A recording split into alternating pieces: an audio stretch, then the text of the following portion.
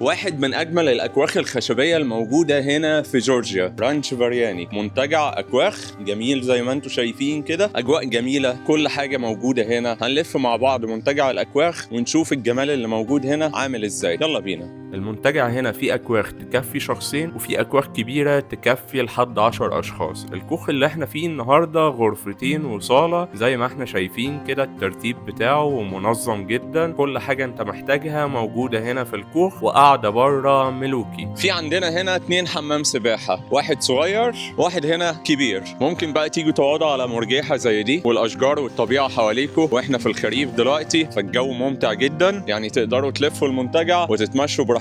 في كمان بحيرة هنا هنروحها، ممكن تصطادوا منها سمك زي ما احنا شايفين كده. دي البحيرة اللي بتعملوا فيها أنشطة، زي ممكن تركب البدال اللي قدامنا ده، أجواء طبيعية عالمية. وهنا ممكن تاخدوا دراجة وتلفوا بيها المنتجع كله. المكان الصراحة جميل، مليان طبيعة، في أنشطة كتير، فتقدر تقضي هنا ليلة ليلتين، مكان في وسط الطبيعة والهدوء. زي ما انتم شايفين كده ورايا، في أماكن للأطفال، لو في عيلة جاية ولا حاجة ومعاها أطفال يقدروا يستمتعوا بالأنشطة الموجودة جوه المنتجع. الحاجة اللي أقدر أقولها لك وأنا موجود هنا، استمتع واتبسط وانسى الدنيا.